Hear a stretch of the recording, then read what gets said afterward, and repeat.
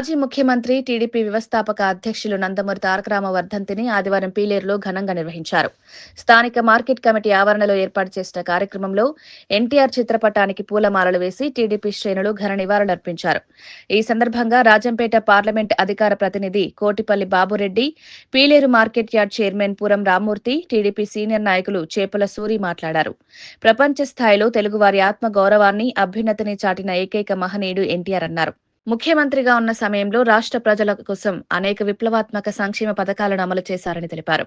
మహిళలకు ఆస్తుల్లో సమాన హక్కు కల్పించడం, ₹2 కిలో బియ్యం పథకం, మండలాల వ్యవస్థ ఏర్పాటు, గ్రామ కరణాలు, మునసబ్ వ్యవస్థ రద్దు వంటి చారిత్రక నిర్ణయాలు తీసుకున్నారని గుర్తు చేశారు.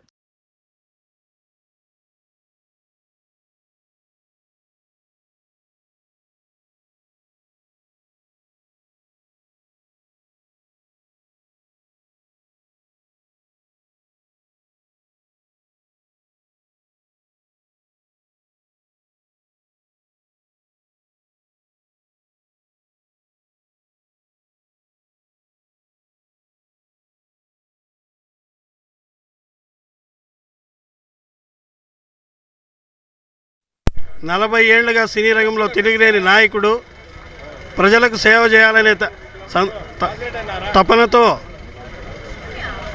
పార్టీని స్థాపించి 9 నెలలలో ఎవరూ ఊహించిన విధంగా ముఖ్యమంత్రిగా అధిరోహించి తెలుగోడి వాడి వేడి ఢిల్లీకి చాటిన మహానుభావుడు, పేదలకు నేనున్నానని ₹2 కిలో బియ్యము, వస్త్రాలు, ఇల్లు ఇచ్చిన మహానుభావుడు. మరియు ఎన్ని ఒడిదుడుకులు వచ్చినా తెలుగుదేశం పార్టీని ఒక జాతీయ పార్టీ లెవెల్లో ఆలోచనలు చేసి జాతీయ రాజకీయాల్లో సైతం చక్రం తిప్పిన ధీరుడు. ఒకానొక సందర్భంలో ప్రధానమంత్రి పోస్టుకు కూడా అర్హుడని భావించిన స్వర్గీయ ఎన్టీఆర్ గారికి ఘనంగా నివాళులు అర్పిస్తున్నాము. తెలుగుదేశం పార్టీ పీలేరు మండల అధ్యక్షుల